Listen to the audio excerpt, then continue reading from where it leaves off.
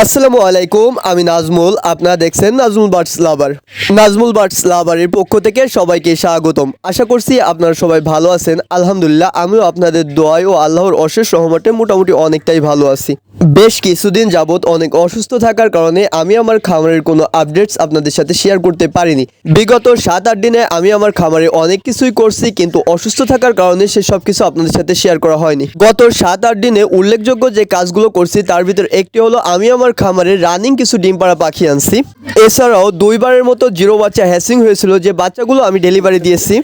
2-3বারের মতো 20 ডিম ডেলিভারি দিলাম।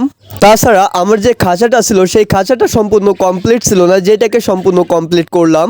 আজকের এই ভিডিওতে আমি আপনাদের সাথে সবকিছু ডিটেলস আকারে শেয়ার করার চেষ্টা করব। তো প্রথমে আসেন 20 ডিমটা আমরা কিভাবে ডেলিভারি করে থাকি।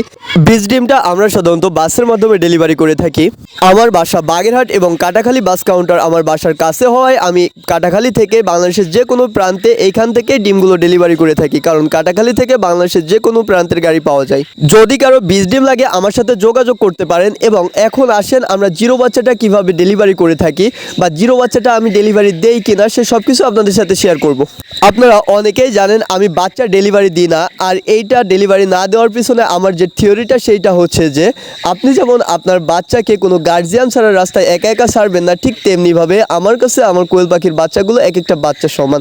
তো আমি কোনো গার্জিয়ান ছাড়া এইটাকে রাস্তায় উঠাই দিতে পারবো না। তো আপনারা যারা আমার কাছ থেকে কোয়েল পাখি জিরো বাচ্চা নিতে চান তারা আমার বাসায় আসবেন, এসে দেখে শুনে তারপর বাচ্চাটা নিয়ে যাওয়ার চেষ্টা করবেন ইনশাআল্লাহ। ভিডিওর শুরুতে আমি আপনাদেরকে বলছিলাম যে আমি আমার খামারে কিছু রানিং ডিম পাড়া পাখি আনছি। তো এই পাখিগুলো আমি কোথায় কার কাছে থেকে এবং কেন আনলাম সে সব কিছু এই ভিডিওতে আপনাদের সাথে শেয়ার করার চেষ্টা করবো ইনশাআল্লাহ। রানিং ডিম পাড়া পাখিগুলো আমি আমার বোনের থেকে আনছি এবং বোনের বাসা হচ্ছে বাগেরহাট দশানি।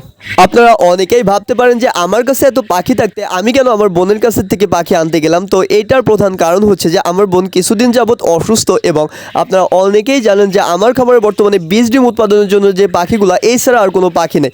মানে আপনার নর্মাল যে ডিমগুলো, খাওয়ার যে ডিমগুলো, সেই ডিমগুলো উৎপাদনের জন্য যে পাখি লাগে সেরকম কোনো পাখি ছিল না। এই জন্য আমি ওর কাছ থেকে 120 পিস মায়া পাখি নিয়ে আসছি, যেটা দিয়ে আমি খাওয়ার ডিম উৎপাদন করতে পারবো এবং বাসায় যারা আসতেছে তাদের অন্তত কিছু ডিম দিতে পারবো।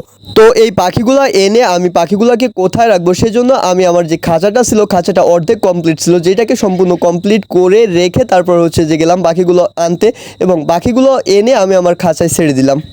অসুস্থতার মাঝেও প্রতিনিয়ত এরকম অনেক কাজ করতে হয়। তো সবাই দোয়া করবেন আমারও আমার খামারের জন্য, এইটাই দোয়া করবেন যে আমি যেন তাড়াতাড়ি সুস্থ হয়ে যাই এবং আল্লাহ যেন আমার খামারে বারাকা দান করেন। আসসালামু আলাইকুম।